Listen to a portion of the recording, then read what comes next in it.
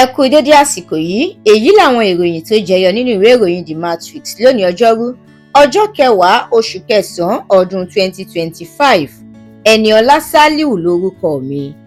Nígbẹ̀yìngbẹ́yín àjọ NUPENG àti Petron ti ṣẹ́rélé ìyanṣẹ́lódì wọn. Ilé-iṣẹ́ ìfọpo Dangote ti la ọ̀nà fún àwọn awakọ̀ láti darapọ̀ mọ́ ẹgbẹ́.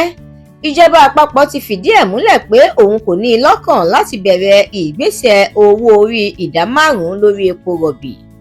Natasha àti ilé ìgbìmọ̀ aṣòfin àgbà ti bẹ̀rẹ̀ ìforígbárí. Wàhálà tuntun tún ti ń rúgbó bọ̀ o. Ilé ìgbìmọ̀ aṣòfin ní Natasha kò lè bẹ̀rẹ̀ iṣẹ́ báyìí. Ìgbésẹ̀ ilé ìgbìmọ̀ aṣòfin lè dá wàhálà sílẹ̀ tó sì léwu gidigidi fún ètò ìṣèjọba àwarawa. Ẹgbẹ́ òṣèlú PDP ló sọ bẹ́ẹ̀. Wàhálà gbogbo ìgbà ní pápákọ̀ òfurufú, àwọn ènìyàn ti ń kọminú. Bẹ́ẹ̀ ni àjọ NCAA yóò ṣe ìpàdé pẹ̀lú àwọn iléeṣẹ́ ọkọ̀ òfurufú. Ìjọba àpapọ̀ ti fìdí ẹ̀ múlẹ̀ pé ìgbésẹ̀ fífi òòrí ránṣẹ́ sílẹ̀ òkèèrè yóò sọ orílẹ̀-èdè Nàìjíríà di aṣáájú lágbàáyé.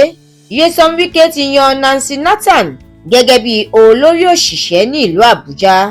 Olórí ìjọba nílẹ̀ United Kingdom Keir Starmer ti bu ẹnu àtẹ́ lu ìkọlù ilẹ̀ Israel sí ìlú Qatar. Mínísítà tẹ́lẹ̀ ní ìpínlẹ̀ Kogi Dino Melaye ti kéde ẹgbẹ́ òṣèlú PDP gẹ́gẹ́ bí ẹgbẹ́ òṣèlú tó ti kú. Ìròyìn eré ìdárayá.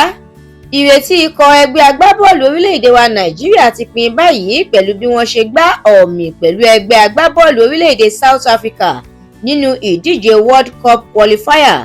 Ẹ̀kúnrẹ́rẹ́ àwọn ìròyìn yìí àtàwọn ìròyìn míì lẹ́ ò láǹfààní láti jẹ̀gbádùn tẹ́ ẹ bá darapọ̀ tẹ́ ẹ sì tẹ̀lé TheMatrix lórí Facebook, Instagram, TikTok, YouTube àti X. Àdúrà mọ́mi Balógun ló ṣe òǹgbùfọ̀ ìròyìn yìí. Ẹniọlá Sálíù lórúkọ mi.